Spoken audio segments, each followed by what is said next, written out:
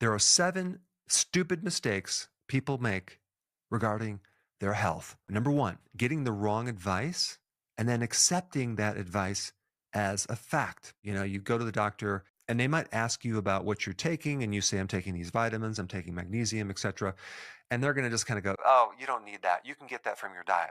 And then you accept it as a fact. Unfortunately, just because someone has an MD behind their name or even a PhD behind their name doesn't mean they fully evaluated all the information. They haven't even looked at it. They just tell you their opinion and then you accept it. So that would be a big mistake. And this definitely relates to a vitamin D deficiency. There is so much valuable information about vitamin D that's buried deep into the literature. And if you just do a superficial look at, the first 3 pages on Google, you're probably going to find all sorts of biased information and, oh yeah, vitamin D doesn't do anything and we get enough from our diet or the sun. And that is just terrible information because so many people have vitamin D resistance. So the normal typical amounts, even if it's like 2,000 IUs, are not going to do anything. They'll never be able to achieve this therapeutic effect. Number 2, a person is depending on all their protein requirements from a protein powder, and it's not complete compared to animal protein. You're not getting any vitamins or minerals or other things that are in animal meats. Now, the other thing that comes with that is when you just consume meat and you're thinking you're getting all of your proteins.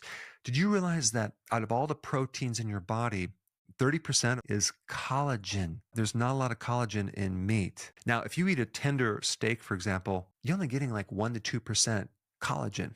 All right, number 3, basically a problem with medicine, the whole system. You treat the symptom, you don't really get rid of the cause. Now, I'm not talking about the doctors that are mending a bone from a fracture, or if you go to the doctor for an infection. I'm talking about how they treat chronic disease, with certain pills. A really good example is just blood sugar, right?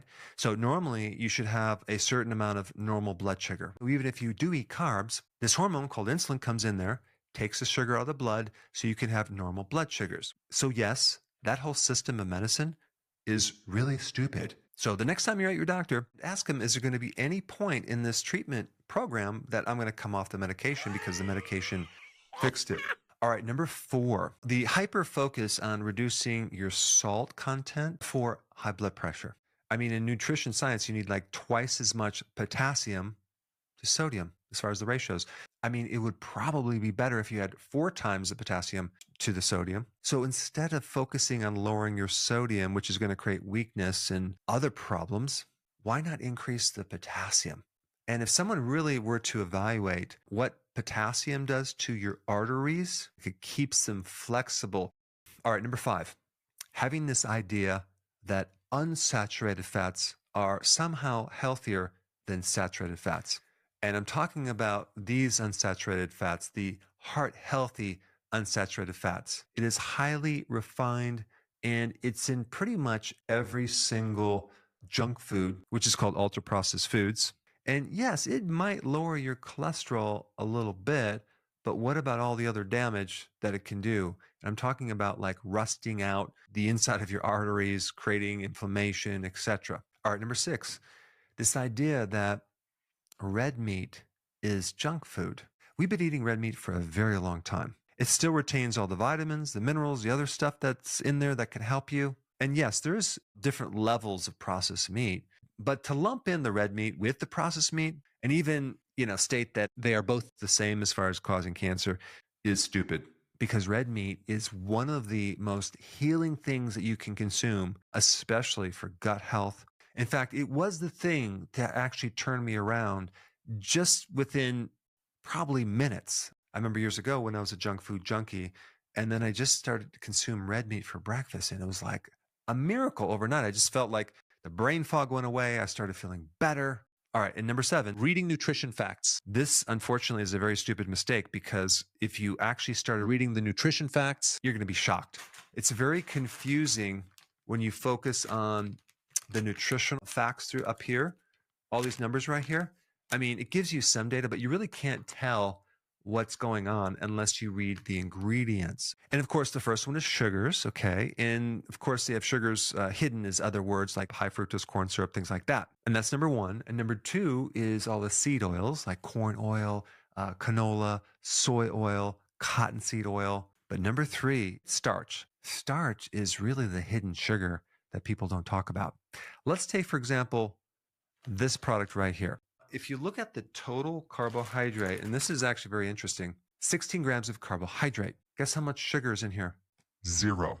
All right, if we take the 16 grams of carbohydrate, which is really hidden sugars, and then we multiply it by the number of serving sizes. This right here is 56 teaspoons of sugar in this one bag of Doritos. These refined starches act on your blood sugars worse than actual sugar, but it's classified as 0 sugars. You see the problem? A person is literally going to make stupid choices because it's omitted. Now, since we're on the topic of starches, I think this next video on maltodextrin will blow you away. Check it out. It's right here. Hey, before you leave, I just wanted to give you a little quick history on some of the books that I wrote. This was one of the first books. It's called Dr. Berg Body Shapes. It was my attempt at writing about body types. What was very interesting about this book is I actually did all the images myself. Don't ask me why. They look actually not quite as professional as some of the images that I have in the new book. But anyway, this is my first attempt right here called Dr. Berg's Body Shape Diets. And then I wrote a book more extensive called The 7 Principles of Fat Burning. I don't even have a copy anymore, actually, because it's outdated.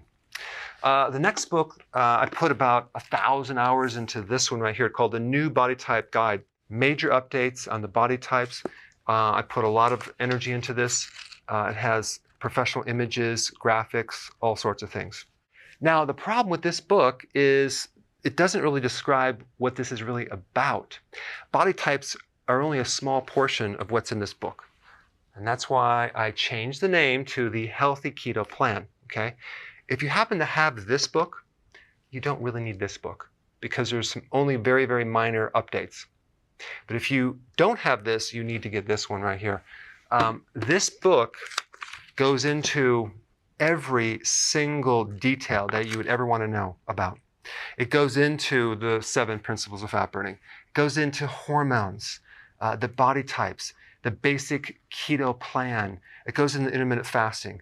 I talk about the 10 fat burning triggers and blockers and fat burning strategies with a lot of details in every single chapter. I go into body issues that interfere with losing weight.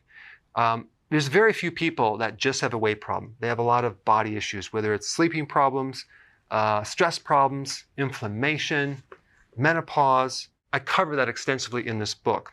Then I talk about how to get rid of stress, and I show you a technique. Then I get into exercising. And then I have a lot of really good recipes in this book as well. So this is a good reference guide. On my website, if you get this book, you get this one free. It's called Healthy Keto Intermittent Fasting.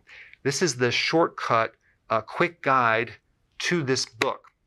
And the reason I created this book is to have you, within 45 minutes, learn how to do keto, okay, in intermittent fasting, exactly what you need to do. Then you can fill in the blanks with this book right here. So right now I'm doing a special. If you get this book, you get this one totally free, or you can go to Amazon and get these individually. So I just want to clarify the difference between this book and this updated one right here. If you don't have this, you need to get this right here. That way you can get the exact correct information to do it healthily.